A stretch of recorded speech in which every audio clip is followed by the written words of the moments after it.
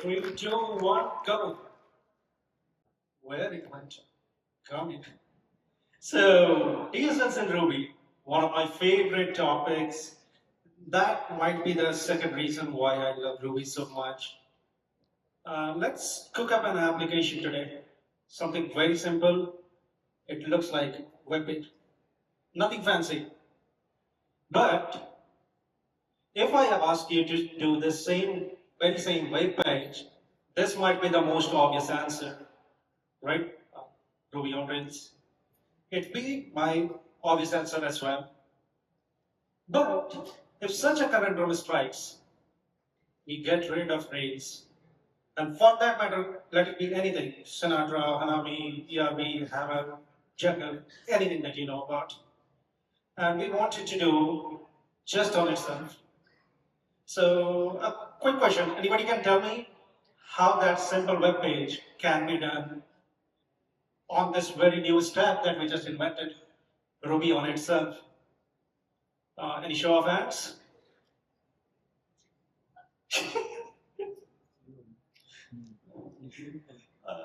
Come on.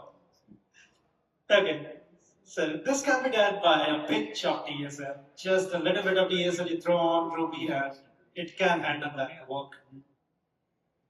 And so root of me, I've not introduced myself. I'm Samir and I'm a senior technical consultant at Rails Factory. And in this consulting job, my work is language agnostic. It's good at times, more adventures, but you can't stay consistent with the language. And whenever I see a Ruby project, that brings this kind of smile on my face, because Ruby had that amazing DX. What I mean is, yeah, the very same thing I was telling. I love Ruby because of its flexibility. An outsider can call that Ruby magic, the typical Ruby magic. But experts like you, they very well know that Ruby is all about flexibility. The syntax is so flexible. Okay, chopped off. But good, we have some content here. You see, in JavaScript, I was writing a class. This little add method, what we have, was supposed to add two money classes. And the way I was doing, which is a little bit clipped now, but I'll recite for you, m1.add m2 to string. Very simple syntax, nothing fancy. But doing that thing in Ruby will take just m1 plus m2. That's all. That's how it works in domain of mathematician. You have two monies, you can add them, you use plus. And Ruby allowed me to use this plus, that plus, which other languages don't allow me to. So this is the part of flexibility, what I'm saying about. DSL will take this entire game to a different new level. We just extended our Ruby's domain by adding that plus symbol on that money class, and it allowed us to do arithmetics on currencies. But DSL can let you create your own language, custom tailored for your domain. Maybe you're in some scientific domain, you're in some accounting, you're in web development, where you want only terminologies related to that particular domain to shine on you. Okay? So, another question, if it may, what makes a Ruby syntax be called as DSL? Anybody? None yet? So, answer is rather simple. You see this is normal Ruby, nothing new about it. Let's say we wanted to create that HTML page, right? This is custom tailored for that. You create a page, you add a heading, you add a paragraph, and things go on. But in that DSL world, we want to have a page, it should have a heading, it should have a paragraph. Now that brings everything in domain of web development. Here we are looking a lot much in programming world, less in typical web development. Somebody who is not even a Rubyist can see that code and say, it looks like a web page, looks like HTML. So we'll go through some core concepts, just a refresher, okay? And then we'll get to build that web page, that Hall of Fame. So this config, you see this again chopped off, but it gives you the idea. You have seen that multiple times in Rails and other even Ruby projects. You take something like that and do a configuration. If this block is able to access the option method defined on that config class up top. And this is made possible by using instance eval. In the second line there, instead of, you see that instance eval is going to take that block and run it as if it was some code written inside that config itself. And output, as expected, it gives you a configuration object. So this configuration object builder taught us a couple of things. First of it is instance eval is a scope to a instance. Name says that well. So what happens is whenever you run a block, it will run in the context of the receiver. And this receiver can share its data, its methods, its variables to that block. And the receiver, most importantly, can run that block whenever it wants, whenever it needs to. This is important. It holds like 51% stake in Ruby's whole magic business. Like whenever you think about the magical parts about Ruby, somewhere method missing will come in play. So to teach this, rather say educators, we have Casper. So Casper is a friendly ghost. You must remember this from your early childhood cartoons. Casper, the friendly ghost. So this Casper says hi, and Casper is a very versatile ghost as well. So you see there, Casper has ability to scare anyone. And there are a couple of methods that Casper can scare in a castle, he can scare in a forest. Casper even has audacity to scare at RubyConf as well. But it's Casper. Casper is a friendly ghost. It's like a peekaboo kind of scary, not serious scary. So what brings this versatility? It's again used truly method missing. And in this whole world of ghostly business, it's very important to understand what your little ghost can do and what it cannot. You can't ask your ghost to go and take an interview for you, but it can do a few things. And this respond to missing is telling us exactly that. That if a method starts with a scare, a ghost can handle it in ghostly ways. And that is defined here in method missing.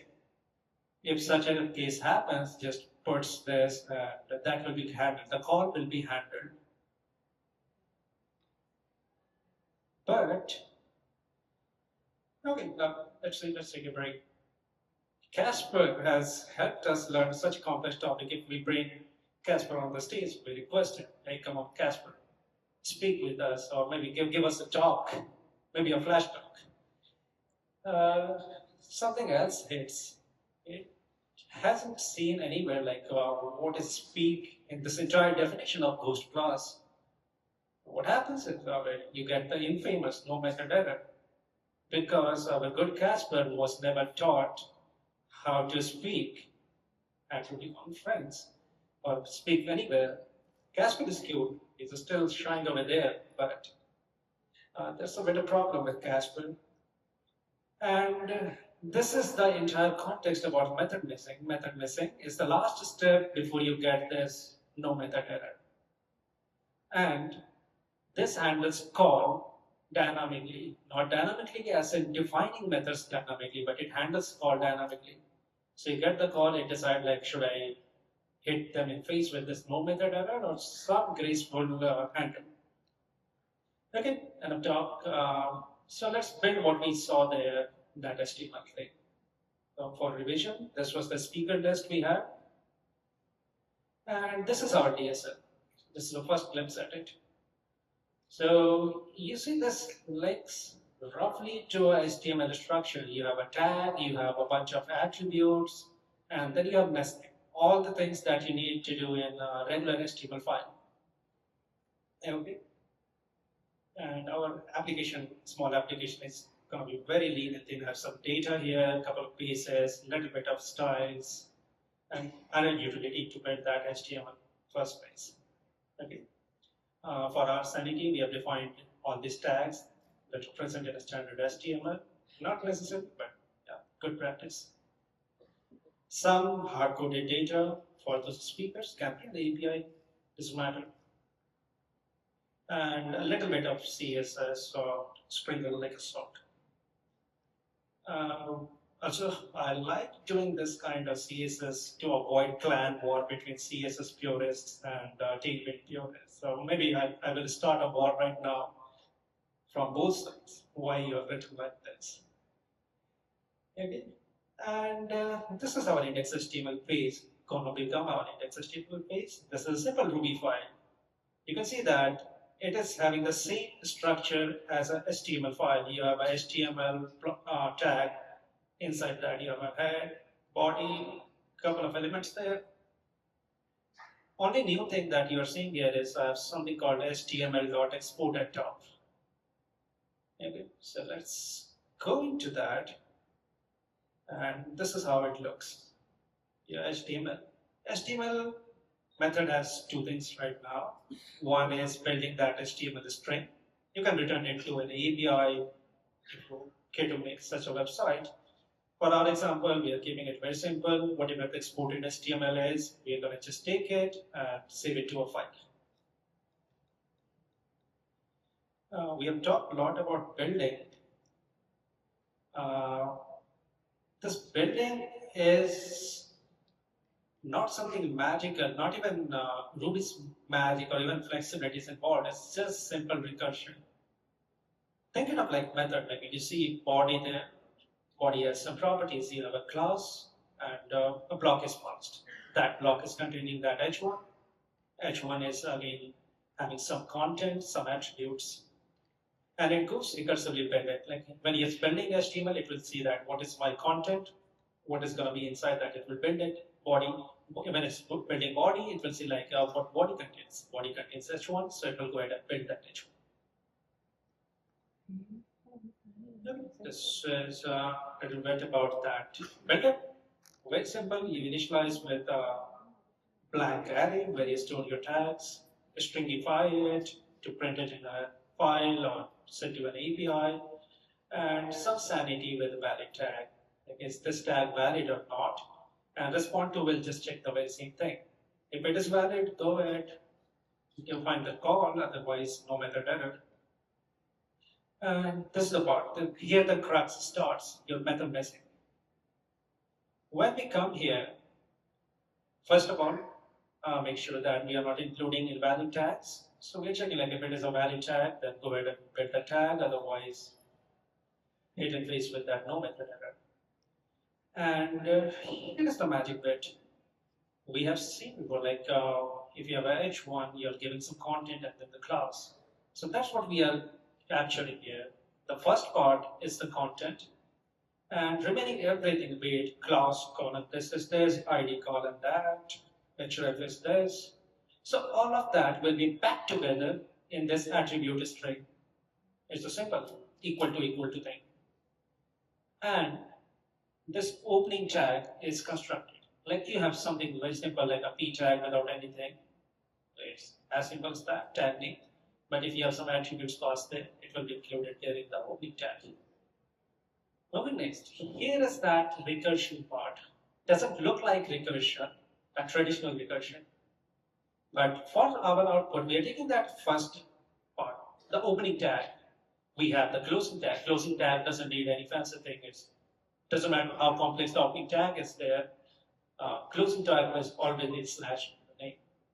But between that, we have this instance evaluation going on. And that is take like when I'm building body, okay, I've got my body tag ready. I've got my closing tag ready. Look for the block that body is provided with and convert that into HTML. And that's what this instance evaluation is going to do. And in case there is no block pass, that we are handling in the else case here. And with that, we get our very first page. DSLs lab, I see people are getting blinded. Come back. And this is where we did that speaker list. It's nothing fancy, right? If you look at it, we have a body and we are going through some speakers and creating a div for everyone with that speaker class. Moving next. We have it running, but do you see some problem? If you remember what we intended to build and what we have built accidentally, it's just a image grid. There is no content here, no text, nothing. Our code looks fine. We have a proper image tag, a div to contain text overlay. I personally verified the CSS is working, but those paragraph tags are not showing. This is some serious issue. I need help here. Anybody? Yes, Chaitali, please.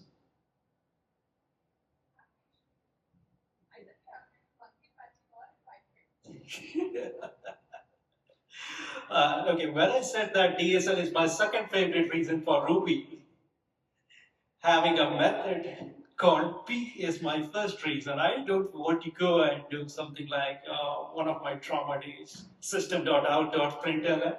I like doing something simple like P hello world. That's how I sell Ruby to people. Okay, Ruby is very easy to begin. You P hello world, you got that, and you don't need to build a class and then usual.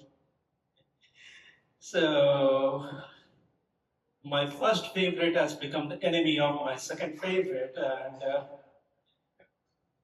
this has caused the problem. Unfortunately, we'll have to surgically remove P tag, no, sorry, P method in favor of P tag. This decision is more or less on the lines that it's a DSL. DSL means it is treated for a domain. When you have such a choice to make, such a tough choice to make, P method or P tag makes more sense because that is important in HTML's domain. And then, yeah, we get everything back. It just works. Even slightly better solution, a general purpose solution will be using a basic object where we don't even have puts or P. It is very, very low key. Okay.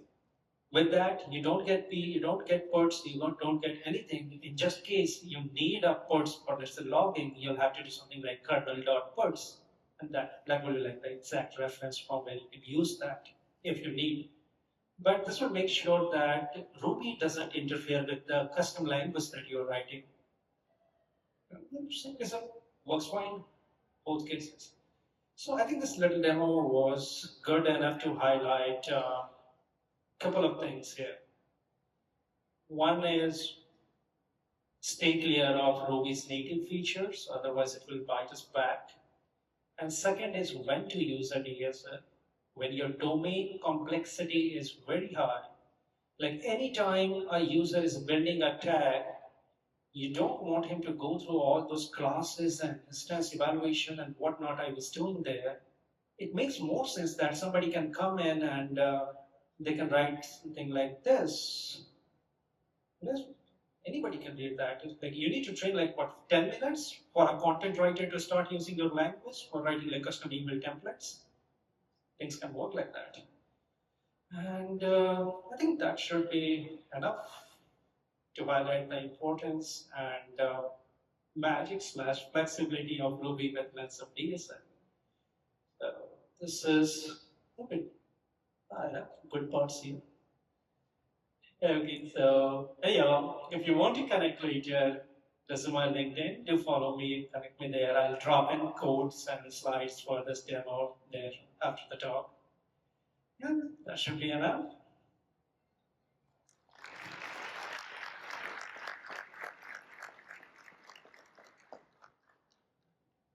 Questions for Samir? Somebody want to take him on DSL or MCP? Hey, Charles has a question.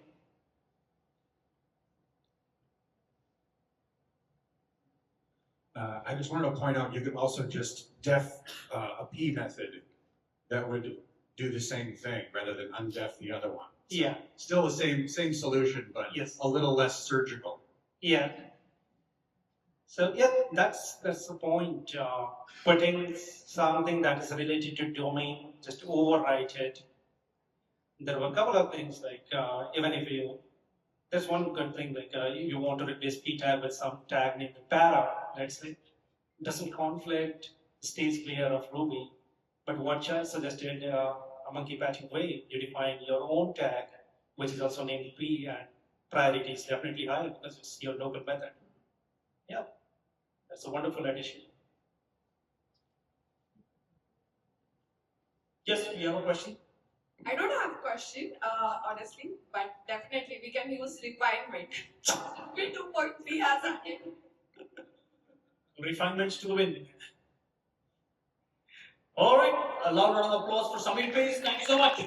Thank you for being a wonderful audience.